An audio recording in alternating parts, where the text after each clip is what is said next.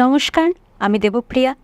আজ আমরা আবারও চলে এসেছি ঋষিবাণী ইনস্টিটিউট অফ ভেদিক অ্যাস্ট্রোলজিতে এবং আমরা আমাদের মাঝে পেয়ে গেছি আমাদের সকলের প্রিয় স্বনামধন্য অ্যাস্ট্রোলজার শ্রী সুমন্ত ঘোষণ মহাশয়। নমস্কার স্যার। জীবনের সকল প্রকার সিদ্ধান্তের মধ্যে সবচেয়ে গুরুত্বপূর্ণ সিদ্ধান্ত সঠিক সঙ্গী নির্বাচন করা, কি তাই তো? আর বর্তমান সিচুয়েশনে যখন চারিদিকে বিবাহ বিচ্ছেদের মতন ঘটনার কথা আমরা শুনতে পাই, আমার মনে তো বারবার করে এই আশঙ্কাটা জাগে যে মানুষের সাথে ভবিষ্যতে আমি সম্পর্ক স্থাপন করব, সেই মানুষটি আদৌ আমার জন্য কম্প্যাটেবল হবে তো? আমাদের সম্পর্ক কি আদৌ দীর্ঘস্থায়ী হবে? আমাদের ভাগ্য কি একে অপরের সঙ্গে ওতপ্রোতভাবে বাধা পড়বে? আর ভাগ্যের কথা আসতেই আমরা সহজেই চলে আসতে পারি জ্যোতিষশাস্ত্র বা অ্যাস্ট্রোলজিতে, এবং আমাদের আজকের বিষয় বিবাহের ক্ষেত্রে জ্যোতিষশাস্ত্রের ভূমিকা ঠিক কতটা গুরুত্বপূর্ণ। চলে আসি আমরা স্যারের কাছে। বিগত আলোচনা থেকে স্যার আমরা জানতে পেরেছি যে বিবাহের ক্ষেত্রে জটক বিচার বা মাঙ্গলিক বিচারটা ঠিক কতটা গুরুত্বপূর্ণ। আমার মনে হয় আমার মতন আমার অডিয়েন্সদেরও ঠিক একই প্রশ্ন বা কৌতূহল যে এই প্রেম বিবাহ বা সম্বন্ধ করে যে বিয়ে, এটার পেছনে ঠিক কোন গ্রহ দায়ী? আপনার সঙ্গে আপনার প্রশ্নের উত্তরে যেটা বলবো, গ্রহ শুধু নয়, ভাবও দায়ী। দেখুন, প্রেম বিবাহটাকে প্রাচীন শাস্ত্রে 8 প্রকারের বিবাহ ছিল: ব্রাহ্ম, আর্য, দৈব, প্রাজপত্য, রাক্ষস, অসুর এবং পিশাচ বিবাহ। তা আজকের দিনে যেটা লাভ ম্যারেজ, আগেকার দিনে কিন্তু গন্ধর্ব বিবাহ বলা হতো। আমরা যদি রামায়ণ, মহাভারত, পুরাণ দেখি, দেখতে আকছার প্রেম লাভ ম্যারেজ হয়েছে। ঠিক আছে, লাভ ম্যারেজ বা গন্ধর্ব বিবাহ আমরা 5th হাউস থেকে দেখি। 5th house, 5th Lord. যদি কারোর হরস্কোপে যদি দেখেন লগ্ন 5th লর্ড মানে লগ্নভাব লগ্নপতি, পঞ্চম ভাব পঞ্চমপতি, সপ্তম ভাব সপ্তমপতি এবং একাদশ ভাব একাদশপতি যদি যুক্ত হয়, তাহলে তার লাভ ম্যারেজ হবে। এটা গেল একদম প্রাথমিক কথা।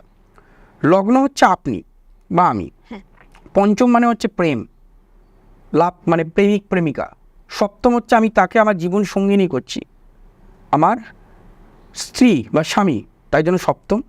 আর একাদশ মানে হচ্ছে ফুলফিলমেন্ট অফ ডিজায়ার।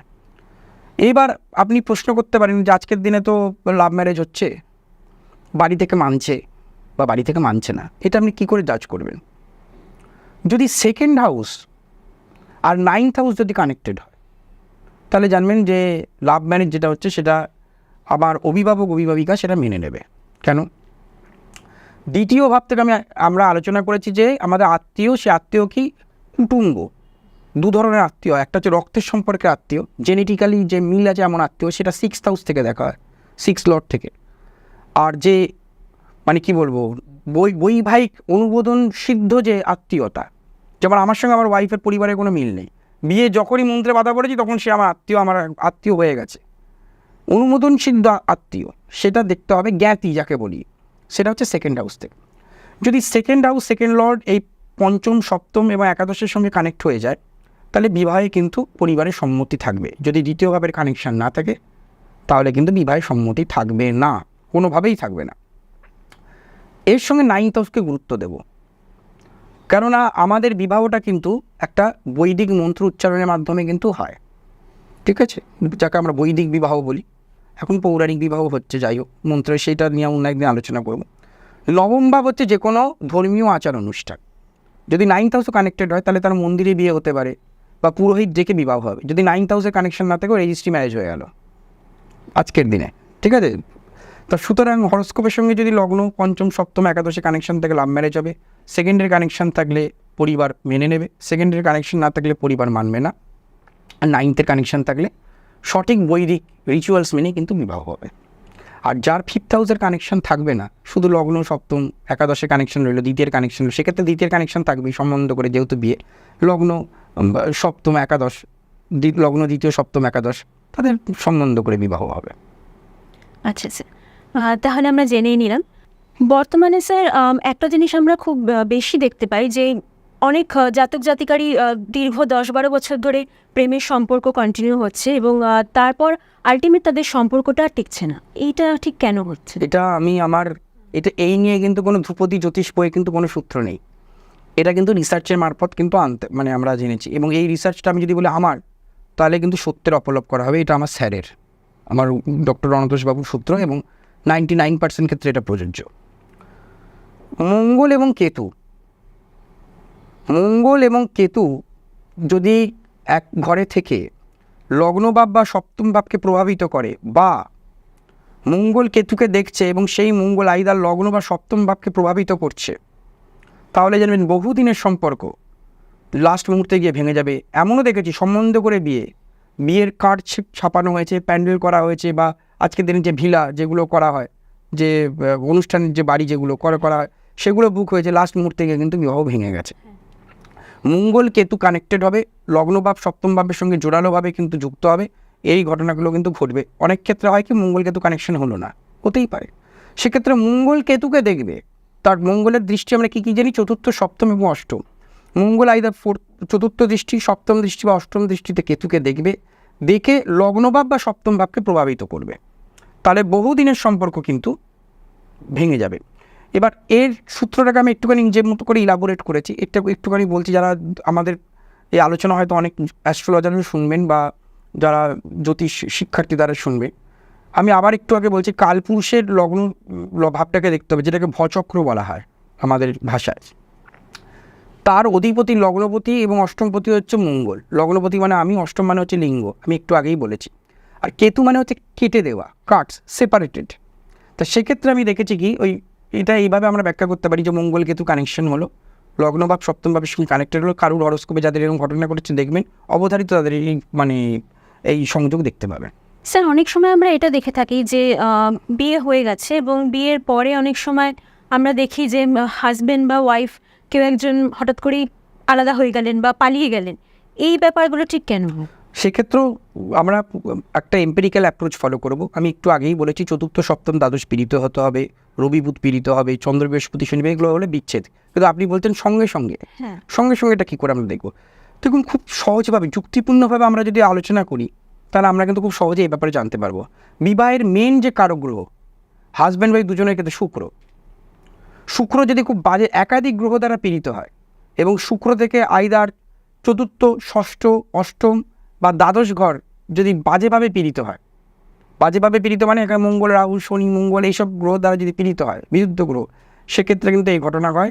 অনেক ক্ষেত্রে পালিয়ে যায়, অনেক ক্ষেত্রে কিন্তু ওয়াইফ মারা যায়। স্যার, এখানে আমার একটা ছোট্ট প্রশ্ন আছে আপনার কাছে, যে শুক্র যদি চন্দ্র এবং মঙ্গল এই দুটো গ্রহের সাথে একসাথে বসে, সেটা কোনভাবে দেখতে হবে?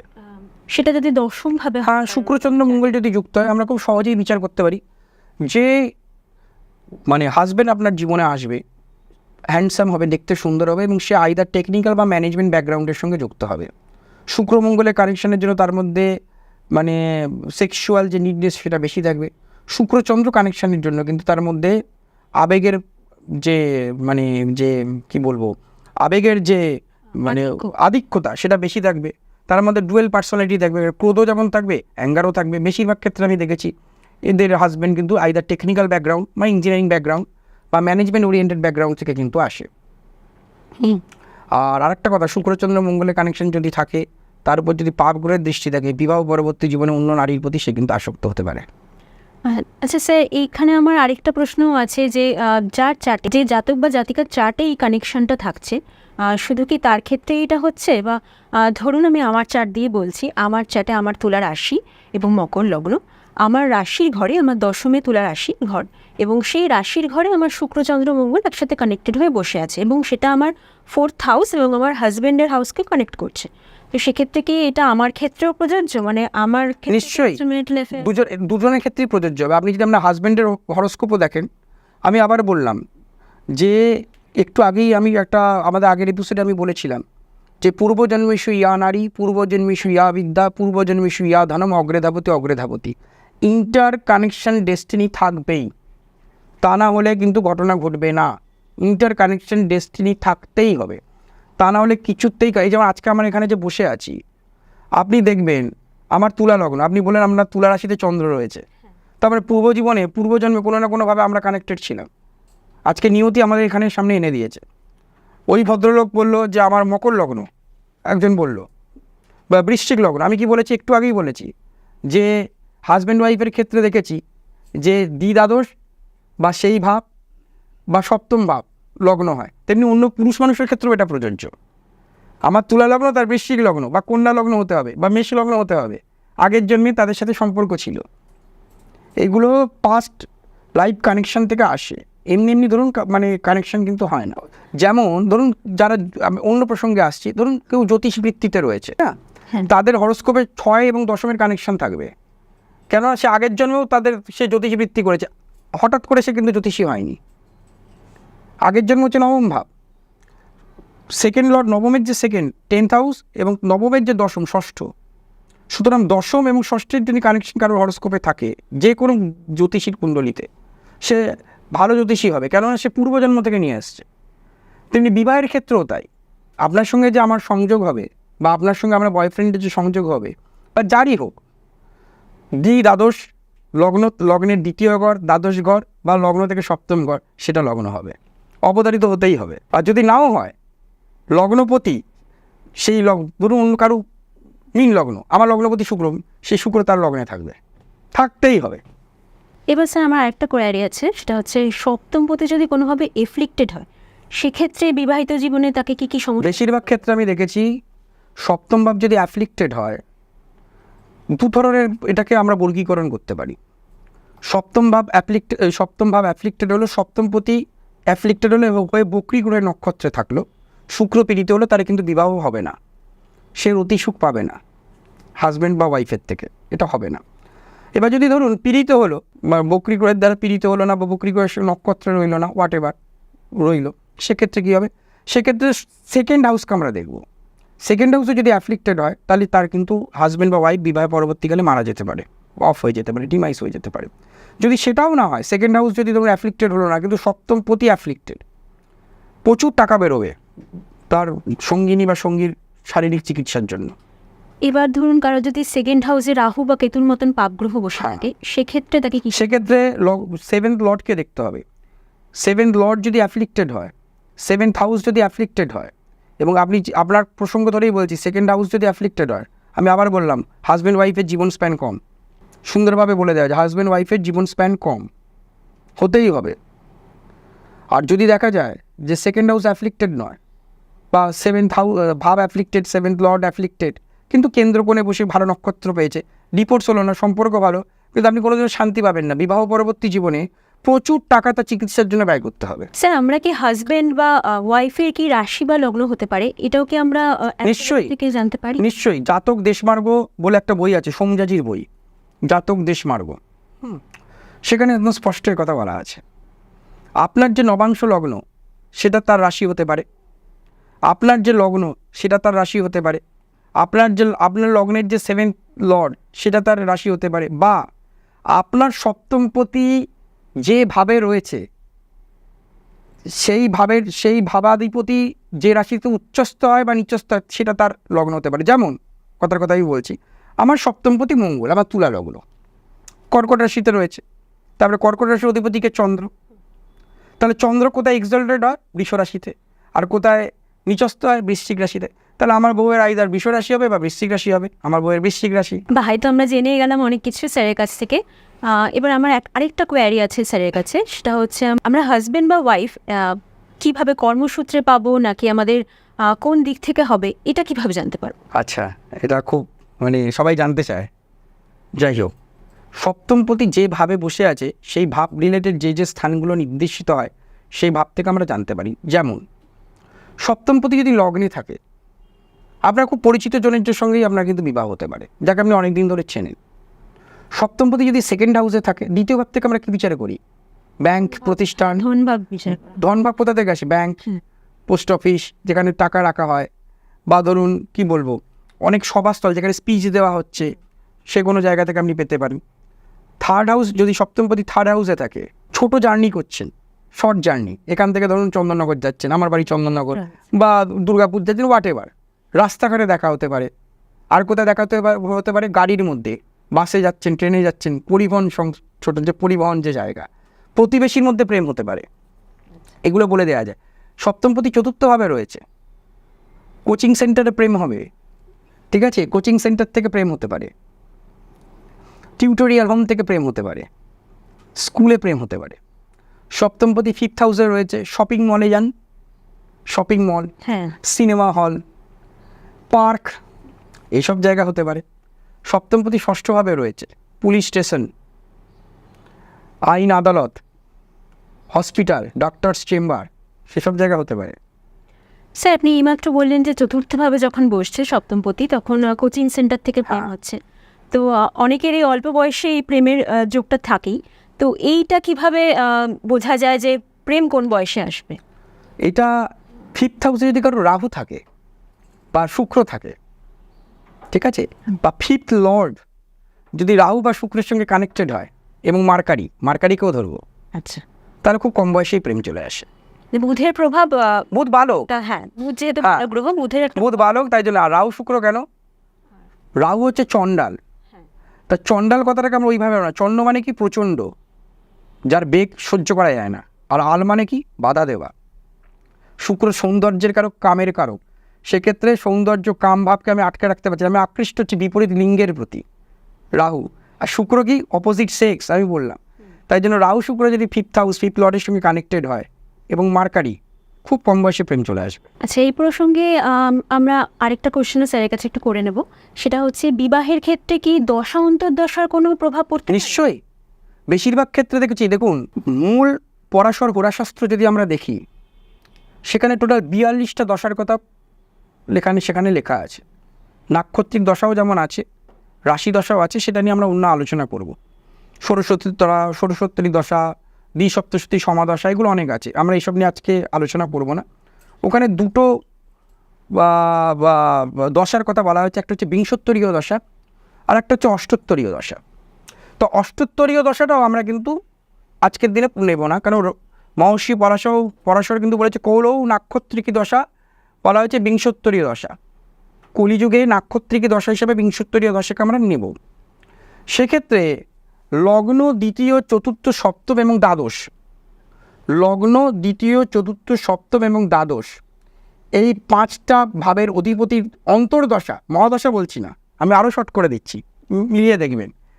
মহাদশাকে বাদ দিয়ে দিন, আমি চাইছি জ্যোতিষটা কত সরলীকৃত করা হয়। মহাদশাপতি বাদ, লগ্ন দ্বিতীয় চতুর্থ সপ্তম দ্বাদশ, এই 5টা ভাবের অধিপতির দশা বা 5টা ভাবে যে যে গ্রহ বসে আছে তার অন্তর্দশায় কিন্তু বিবাহ হতে পারে, যদি বিবাহের বয়সটাকে আমাদের নির্ধারণ করতে হবে, কার আগে বিবাহ, কার মানে বিলম্বে বিবাহ, সেটাকে আমাদের যাচ করে নিতে হবে, তা নাহলে কিন্তু হবে না। আমরা কি দেখব, কাদের প্রথম বিলম্বে বিবাহ হয়?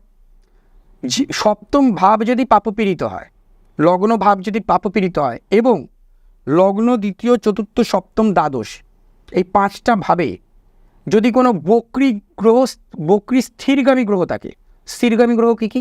বৃহস্পতি, শনি, কিছু কিছু ক্ষেত্রে মঙ্গলও কিন্তু বক্রী হলে একটুখানি তার স্থিরগামী হয়ে যায়। তাহলে লগ্ন দ্বিতীয় চতুর্থ সপ্তম দ্বাদশ এই ভাবে যদি কোনো বক্রী গ্রহ থেকে থাকে, এর অধিপতি যদি বক্রী হয়, বা এইভাবে যদি বৃহস্পতি শনি যদি বক্রী থেকে থাকে, এদের বিলম্বে বিবাহ হবে। 28 বছরের আগে বিবাহ হবেই না, 30, 32, 35-এ বিবাহ হবে। স্যার এটা অ্যাকচুয়ালি আমার চার্টেই আছে, তাহলে দেরিতে বিবাহ হয়। বৃহস্পতি, আমি একটু আগেই বলেছি, আমাদের পডকাস্ট শুরু হওয়ার আগে, আপনার 31-এ বিবাহ হবে। হ্যাঁ 31 একটা মহিলার ক্ষেত্রে আজকের দিনে কিন্তু খুব তাড়াতাড়ি বিবাহ নয়। হ্যাঁ আপনি দেখবেন আমার সূত্র, এগুলো কোনো, দেখুন ঋষিরা কিন্তু আমাদের একটা মানে কি বলবো, মানে একটা সূত্রের একটা অবতারণা দিয়ে গেছে, আমাদেরকে কিন্তু এটাকে ইলাবোরেট করতে হবে। সহজ সূত্র, লগ্ন দ্বিতীয় চতুর্থ সপ্তম দ্বাদশ এইভাবে যদি কোনো বক্রী গ্রহ থাকে, বা এই ভাবাধিপতি যদি বক্রী হয়, বা এই ভাবে যদি পাপ গ্রহ থেকে থাকে, বিলম্বে বিবাহ হবে, একদম বানানো সূত্র। আর এইভাবে যদি কোনো বক্রী গ্রহ না থাকে, শুভ গ্রহ থেকে থাকে, তাহলে তাড়াতাড়ি বিবাহ হবে। এবার আমরা চলে আসি হচ্ছে স্যার বিবাহের ক্ষেত্রে নক্ষত্র, মানে ধরুন আমার সপ্তমের অধিপতি যদি বিশাখা নক্ষত্রে বসে থাকে, সেই নক্ষত্রেরও কি কোনো স্পেসিফিক এফেক্ট আমার নিশ্চয়ই। নক্ষত্র হচ্ছে একটা গ্রহ কিভাবে ফল দেয়, গ্রহটি যে ভাবাধিপতি সেই ভাবের ভাব অনুযায়ী, যে ভাবে বসে আছে সেই ভাব অনুযায়ী, এবং গ্রহটি যার নক্ষত্রে বসে আছে সেই নক্ষত্র অধিপতি অনুযায়ী। এবার আপনার যদি মকর লগ্ন সাপেক্ষে ধরি, আপনি যেহেতু আপনার চার্টে উদাহরণ দিলে বলি, আপনার শুক্র বসে আছে দশমভাবে ধরে নিই, তাহলে শুক্র পঞ্চমপতি দশমপতি বসে আছে, কার নক্ষত্রে আছে? না বৃহস্পতির নক্ষত্রে আছে। বৃহস্পতি তৃতীয়পতি তথা দ্বাদশপতি। তাহলে হরস্কোপের সঙ্গে কী কানেক্ট হলো? 5, 10, 3, 12, 3, 12, 5, 10 কানেক্ট হলো। এবার ওখানে দেখতে হবে আর কী কী গ্রহ বসে আছে। ওখানে বসে আছে মঙ্গল দেখুন আপনার একাদশপতি তথা চতুর্থপতি, তাহলে সেখানে 4, 11 ভাবেরও সিগনিফিকেশন আসবে, এবং সঙ্গে আছে চন্দ্র সপ্তম ভাবেরও সিগনিফিকেশন আসবে। ওই ভাব রিলেটেড যাবতীয় যখন আমরা ফল বলবো, ওই সমস্ত ভাবের যে কি বলবো যে ফলাদেশগুলোকে অ্যাসিমিলেট করে জ্যোতিষী তার নিজস্ব অনুশীলনে কিন্তু ব্যাখ্যা করবেন, তাহলে দেখবেন ফলাদেশটা আরও খুব কম্প্যাক্ট হবে। বর্তমান সমাজ ব্যবস্থায় স্যার অনেক সময় আমরা দেখে থাকি ইন্টারকাস্ট ম্যারেজ অনেকে করে থাকে, তো সেইটা কেন হয়, সেটার কি কোনো ব্যাখ্যা অ্যাস্ট্রোলজিতে আছে? 100% আছে। ইন্টারকাস্ট ম্যারেজ কেন হয়, আমার ইন্টার রিলিজিয়ান ম্যারেজও কেন হয়, হ্যাঁ, সেটাও আছে। কি করে বোঝা যায়? কিছুদিন আগে অবধিও আমি আমার দিক থেকে বলি, কিছুদিন আগে অবধিও আমি ভাবতাম আমার ইন্টারকাস্ট ম্যারেজ হবে। আমি তো জ্যোতিষ 20 বছর ধরে প্রায় এই প্রফেশনে আছি, আমার 7th হাউসে রাহু আছে। কিন্তু যখন আমি বহু বছর আগে আমি প্রচুর বড় বড় জ্যোতিষীদের আশীর্বাদ পেয়েছি, ভগবানের আশীর্বাদ, কিন্তু আমার ইন্টারকাস্ট ম্যারেজ হয়নি। আনকনভেনশনাল ম্যারেজ হলেও আমার কিন্তু সেম কাস্টের মহিলার সাথেই বিবাহ হয়েছে। এটা কেন হলো? আমি তখন মনে মনে ভাবলাম, আমি চার্ট দেখলাম, যাদের হরোস্কোপে 7th হাউসে রাহু রয়েছে, শনি রয়েছে, কিন্তু তাদের সেম মানে কি বলবো পারিবারিক ব্যাকগ্রাউন্ড থেকে এসছে। এটা কেন? যদি দেখা যায় 9th হাউস খুব বাজেভাবে অ্যাফ্লিক্টেড হয়েছে, আমি একটু আগেই বলেছি 9th, এটা কিন্তু আমার নিজস্ব রিসার্চ, আমি 10টা চার্ট দেখে তবে কিন্তু আসছি। যদি 9th হাউস হচ্ছে আমাদের মন্ত্রোচ্চারণের পাঠ, বৈদিক রিচুয়ালস, যে মুসলিম সে ইসলামীয় কালচার মানবে, যে খ্রিশ্চান সে খ্রিশ্চান কালচার মানবে। 9th house denotes your culture. 9th house যদি ড্যামেজ হয় আমি কালচারের বিপক্ষে চলে যাব, যেটা প্রচলিত ধারা। আর একটা কি, 2nd হাউস। 2nd হাউস হচ্ছে আমার কুটুম্ব, আমি যে পরিবারের সাথে আমার বৈবাহিক সম্পর্ক স্থাপিত হবে এবং আমার বংশধরের বা বংশ কি পুত্রকন্যা হবে, যে পরিবার, যে ব্রিজ, সেই ভাব যদি অ্যাফ্লিক্টেড হয় তাহলে আমার ইন্টারকাস্ট ম্যারেজ হবে। শুধু সপ্তম থেকে বিচার করলে গণনা মিলবে না। আচ্ছা, স্বভাব হতে পারে সেম কাস্টের মহিলার সাথে বিয়ে হলো, কিন্তু স্বভাবটা একটু অন্য মানুষের মতো, কিন্তু পারিবারিক ব্যাপারটা ওটা বোঝাবে না। 9th হাউস 2nd হাউস যদি অ্যাফ্লিক্টেড হয় তাহলে ইন্টারকাস্ট ম্যারেজ অবধারিত, অবধারিত। ইন্টার রিলিজিয়ান কাদের হয়? সেক্ষেত্রে 9th হাউস, 2nd হাউস এবং 5th হাউস, এই 3টে ভাবকেও অ্যাফ্লিক্টেড হতে হবে। 5th কেন? 9th এর 9th ভাবুন, যদি ফলো করি সেক্ষেত্রে ডবল অ্যাফ্লিকশন হলো। সেক্ষেত্রে কিন্তু শাহরুখ খানের মতো বিবাহ হবে। শাহরুখ খান তার ওয়াইফ হচ্ছে একজন হিন্দু ব্রাহ্মণ কন্যা, তার সাথে বিবাহ হয়েছে। সুতরাং জ্যোতিষে সবই বলা যায়, শুধু একটুখানি আমাদের চিন্তা শক্তিটাকে ফোকাস করতে হবে। এছাড়া আমরা 5th হাউস থেকে যেহেতু প্রেমের বিচারটাও হ্যাঁ, সেই কিন্তু তা সত্ত্বেও সেক্ষেত্রে ওটা পড়ে, তার সত্ত্বেও 9th এক্ষেত্রে ভাবন যে থিওরি সেটা ফলবতী হবে। 9th যেমন কথার কথা আমি আপনাকে বলছি, যাদের লগ্ন বা পীড়িত ধরুন, সে কিন্তু কোনোদিনও কাজ করে সে যদি একজন পুলিশ অফিসারও হয়, সে শান্তি পাবে না। আমি এরকম প্রচুর চার্ট দেখেছি। আমার যে একজন আমার ছাত্র আমার কাছে কনসালটেশন নেন, অ্যাডিশনাল এসপি ঝাড়গ্রাম, তিনি একদম উঁচু পদে রয়েছে, কিন্তু প্রায় পদে বলতে আমি প্রফেসর হতে চেয়েছিলাম, কিন্তু আমি পুলিশের এসপি হয়েছি। আমার ভালো লাগে না, কারণ 10th এর 4th হাউস, ব্যাপারটা বুঝুন। কোন কাজ করলে আপনি স্যাটিসফ্যাকশন পাবেন সেটাও কিন্তু নির্ধারণ হয়ে যাবে লগ্ন থেকে। আচ্ছা স্যার, এখানে আমার একটা প্রশ্ন আছে, পীড়িতটা আমরা কিভাবে ধরবো? মানে এফ্লিক্টেড কোনো পাপগ্রহের সাথে বসে, বা মেন জিনিস হচ্ছে দু ধরনের পীড়িত, দু ধরনের হয়। একটা হচ্ছে ফাংশনাল ম্যালিফিক, আর একটা হচ্ছে ন্যাচারাল ম্যালিফিক। প্রাকৃতিক যে ক্ষতিকারক গ্রহ বা পুণ্যবান গ্রহ বলে কিছু হয় না, আমি রেজাল্ট দেওয়ার কথা বলছি। রবি, মঙ্গল, শনি, কেতু, রাহু এবং এই গ্রহগুলো কিন্তু ন্যাচারাল ম্যালিফিক। এগুলো যদি ধরুন পীড়িত হলে এর একটা রেজাল্ট। আবার ত্রিকভাবে অধিপতি 6, 8, 12, সেটাও যদি কোনো শুভগ্রহ হয়, তুলা লগ্নের ক্ষেত্রে ষষ্ঠপতি বৃহস্পতি ধরেই নিচ্ছি, বৃষ লগ্নের ক্ষেত্রে ষষ্ঠপতি এবং অষ্টমপতি শুক্র বৃহস্পতি, তার একটা আলাদা রেজাল্ট হচ্ছে।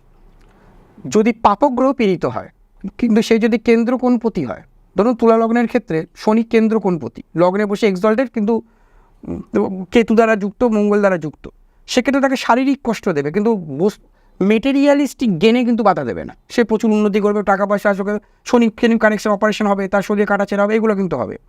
আর যদি শুভগ্রহ ধরুন বসে রইল, কিন্তু মানে নৈসর্গিক শুভগ্রহ কিন্তু ত্রিকভাবের অধিপতি, 6, 8, 12 অধিপতি, সেক্ষেত্রে আপনাকে কিন্তু অর্থ ভালো দেবে না, জীবনে উন্নতি তেমন করতে দেবে না, কিন্তু আপনার শরীর ভালো থাকবে। দু ধরনের বিষয় আছে। কেউ দেখবেন পরিপূর্ণভাবে সুখী নয়, এখানে হ্যাঁ, পরিপূর্ণ সুখী কিন্তু কেউ নয়। গ্রহদের যে কি বলবো যে ব্যাপ্তি সেটা দু ধরনের। আচ্ছা, আমরা অনেক কিছুই স্যার থেকে জেনে নিলাম এবং এখানে স্যার আমার আরেকটা কোয়ারি ছিল আপনার কাছে। আপনি কিছুক্ষণ আগে বলছিলেন যে নবম ভাব কীভাবে বিবাহের ক্ষেত্রে প্রভাব ফেলছে। তো কারোর যদি নবমপতি অষ্টমে বসে থাকে পাপগ্রহের সাথে যুক্ত হয়, যেমন ধরুন রবি, রাহু এবং বুধ যদি কারো কানেক্টেড থাকে অষ্টমে, এবং সেক্ষেত্রে নবমপতি তার যদি রবি হয়, তার বিবাহিত জীবনে ঠিক কীরকম প্রভাব পড়বে? আপনি বললেন যে অষ্টমপতি রবি, নবমপতি রবি, তাহলে ধনু লগ্ন সাপেক্ষে ধরবো। ধনু লগ্নে নবমপতি রবি সে গেছে অষ্টমে, তারপরে কর্কট রাশিতে গেছে। অষ্টমে গেলেও এলিমেন্টারি ডিসারমানি হয়নি। এলিমেন্টারি ডিসারমানি কি? গ্রহদের যে চরিত্র, রবি চন্দ্র একে অপরের মিত্র, রবি চন্দ্র একে অপরের মিত্র, রবি চন্দ্র বৃহস্পতি মঙ্গল কেতু এরা হচ্ছে একে অপরের মিত্র, আর অপর গ্রহগুলো অপর সাইডে থাকবে। স্যার কিছুক্ষণ আগে আপনি যেরকম বলছিলেন যে নবমপতি বা নবম ঘরের প্রভাবও আমাদের বিবাহিত জীবনে পড়ে। তো এবার যদি কারোর জন্মকুণ্ডলিতে রবি, রাহু এবং বুধ একসাথে কানেক্টেড হয়ে রবি রাহু বুধ, বুঝতে পেরেছি, অষ্টমে বসছে এবং তার অষ্টম ঘরটা হচ্ছে সিংহের ঘর, সেক্ষেত্রে তার বিবাহিত জীবনে কি প্রভাব পড়বে? রবি রাহু বুধ যদি ধরুন সিংহ রাশিতে পড়ে থাকে, সেক্ষেত্রে পিতার ইচ্ছার বিরুদ্ধে বিবাহ হবে। নবমপতি অষ্টমে গেছে, নবম থেকে বিচার করা হয় পিতা, দশম থেকেও পিতা বিচার করে। দশম পিতা হচ্ছে যখন আপনার গার্জেন, আপনার গার্জেনে গিয়ে ডটার অফ এই তখন হচ্ছে দশম ভাব। কিন্তু যখন আপনাকে মামনি বলে ডাকছে বা এদিকে আয় বলে ডাকছে, তখন কিন্তু 9th হাউস, ঠিক আছে, ভালোবাসার বাবা যেটা, সে যদি অষ্টমে চলে যায় এবং আপনি যে বললেন যে ওখানে চন্দ্র এবং বুধ রয়েছে, সেক্ষেত্রে কিন্তু পিতার ইচ্ছার বিরুদ্ধে বিবাহ কিন্তু হতে পারে। এবং কিছুটা হলো আপনার যে পারিবারিক স্ট্যাটাস, আপনার যে পারিবারিক কালচার, আমি সেকেন্ড হাউস জানি না আমার আপনার অ্যাফ্লিক্টেড কিনা, সেক্ষেত্রে কিন্তু একটুখানি নিম্ন স্তরে কিন্তু বিবাহ হতে পারে। আচ্ছা, সেকেন্ড হাউসে যদি কেতু বা রাহু বসে, সেক্ষেত্রে ইন্টারকাস্ট ম্যারেজ হবে। আপনি যে সামাজিক মানে যে জায়গায় রয়েছেন তার থেকে একটুখানি ডাউনওয়ার্ড হবে আপনার বিবাহ, এবং সেটা পিতার বিরুদ্ধে গিয়ে বিরুদ্ধাচরণ করে। কিছুক্ষণ আগে আমরা জানলাম স্যারের থেকে যে কিভাবে আমরা আমাদের স্পাউসকে খুঁজে পেতে পারি। এবার আমরা জানবো স্যারের কাছ থেকে যে স্পাউস আমাদের কোন প্রফেশনের সাথে যুক্ত হতে পারে, এটা আমরা অ্যাস্ট্রোলজি থেকে কিভাবে জানতে পারি? হ্যাঁ, আজকে এটাও জানা যায় যে অনেক ছেলে বলে আমার বউ কি চাকরিরতা হবে বা ব্যবসা করবে, মানে স্পষ্ট কথা উপার্জনশীলা হবে কি না। আর তেমনি ওয়াইফ কোনো মহিলা এসে বলে আমার হাজব্যান্ড কোন প্রফেশনে থাকবে, এটা ইজি বলা যায়, চার্ট থেকে বলা যায়। যদি কিছুই না, রাশিচক্রের যার রাশিচক্র বিচার করছেন তার সপ্তমপতি যদি দশমের সঙ্গে কানেক্টেড হয়, দশম ভাবের সঙ্গে বা দশমপতির সঙ্গে, তাহলে চোখ বন্ধ করে বলে দেওয়া যায় যে হাজব্যান্ড ওয়াইফ কর্মরতা হবে একজনের চার্ট থেকে। বা সপ্তমপতি যদি লগ্ন বা লগ্নপতির সঙ্গে যুক্ত হয়, মার্কারির সঙ্গে যুক্ত হয়, তাহলে ব্যবসা করবে। এবার এটাকে আরেকটু যদি লোকে এতে শান্তি পায় না, কী ধরনের প্রফেশনে যাবে, কি করবে, ইলাবোরেটলি জানতে চায়। সহজ ভাষায় বলে দিচ্ছি, ধরুন কারোর তুলা লগ্ন, আপনি জানতে চাইছেন ওয়াইফের কী করবে, চাকরি করবে কি ব্যবসা করবে। মেষকে লগ্ন হিসাবে ধরুন আপনার চার্টে, মেষকে লগ্ন, কারণ সপ্তম ভাব থেকে আমরা বিচার করি পত্নী বা পতি, সপ্তম ভাবকে লগ্ন হিসাবে ধরুন ওটাই লগ্ন, ভুলে যান আপনার তুলা লগ্ন ধরে এবার বিচার করুন যে দশমপতি এবং সপ্তমপতি, যদি দশমপতি দ্বিতীয় এবং ষষ্ঠের সঙ্গে কানেক্ট করে তাহলে সে চাকরি করবে। যদি সপ্তমপতি বা দশমপতি সপ্তম দশমের সঙ্গে কানেক্ট করে, মানে ওই 7th হাউসকে লগ্ন ধরে, তাহলে সে ব্যবসা করবে। এবার কী জাতীয় চাকরি করবে, কী জাতীয় ব্যবসা করবে, এটা একটা বিশাল মানে মানে মানে কী বলবো প্রশ্ন, বিশাল একটা আলাদা চ্যাপ্টার আমার বই বেরোবে খুব কয়েকদিনের মধ্যে, ইন ডিটেলসে আলোচনা করেছি।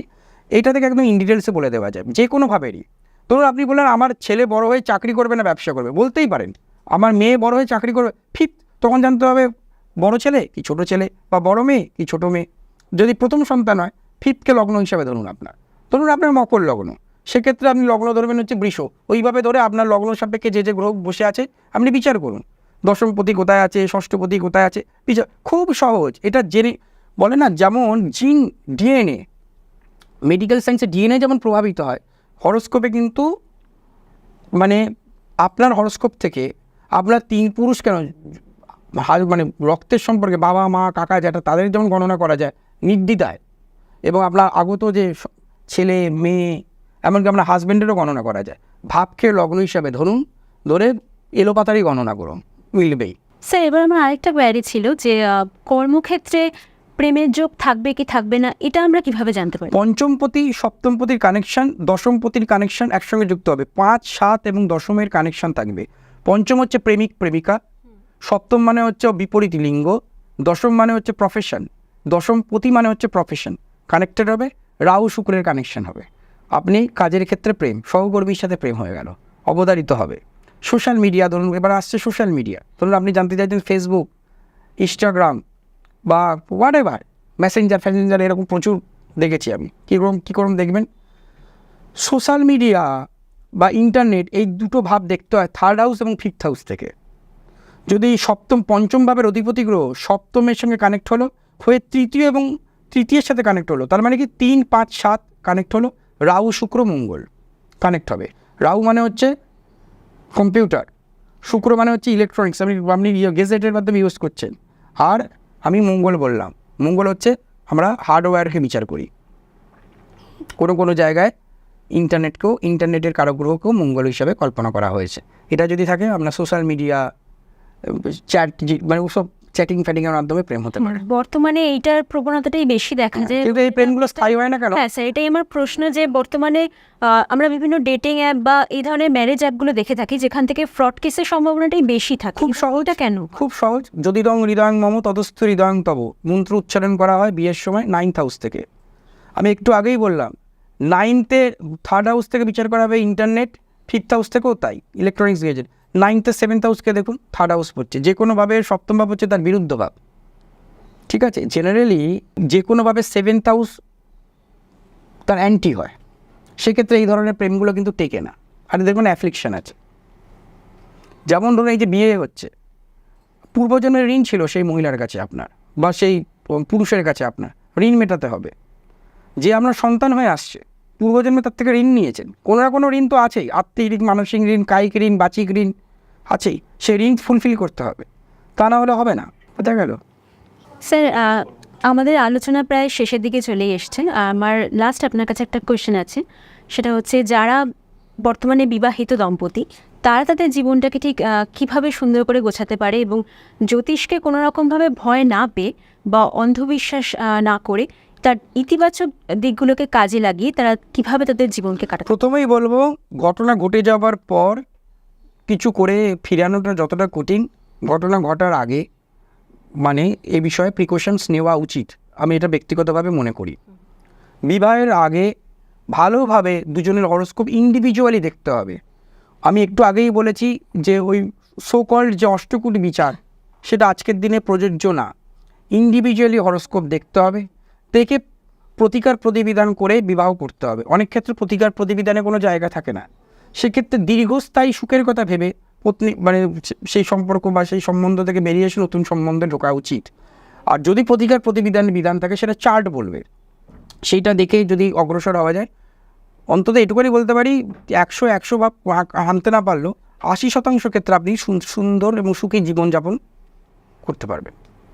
এবং স্যার, বিবাহের ক্ষেত্রে কি এই রাশির ভূমিকাটা খুবই গুরুত্বপূর্ণ? মানে দুটো মানুষের মধ্যে যে রাশির মিলটা, মানে রাশির মিলটা কি বিবাহের ক্ষেত্রে খুবই গুরুত্ব? দেখুন, আমি আবার একটু আগে বললাম, আমাদের কিন্তু পুরো জিনিসটাকে নিয়ে অগ্রসর হতে হবে। রাশি বা লগ্ন ওইভাবে করলে হয় না, এত সরলীকৃত হলে কিন্তু জ্যোতিষশাস্ত্রে অবমাননা করা হবে।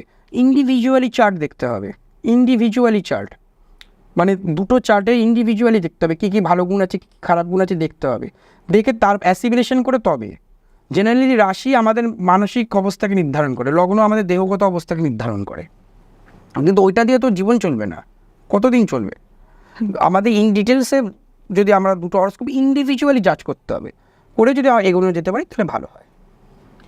তাহলে আজকে আমরা আমাদের আলোচনা এখানেই শেষ করছি এবং আমরা জেনে নিলাম যে কিভাবে আমরা জ্যোতিষশাস্ত্রের মাধ্যমে আমরা এটা বিচার করতে পারি যে আমরা কর্মক্ষেত্রে আমাদের স্পাউসকে কিভাবে খুঁজে পাবো, লাভ ম্যারেজ আর অ্যারেঞ্জ ম্যারেজ হবে কিনা আমরা এগুলোও জানতে পারলাম। স্যার আমাদের খুব সুন্দর করে বুঝিয়ে বললেন। আমরা আমাদের আজকে আলোচনা তাহলে এখানেই শেষ করছি এবং পরের পর্বে আমরা আরেকটি ইন্টারেস্টিং টপিক নিয়ে আপনাদের সামনে হাজির হব। ততক্ষণ অবধি আপনারা সবাই ভালো থাকুন, সুস্থ থাকুন এবং আমাদের পাশে থাকুন। নমস্কার।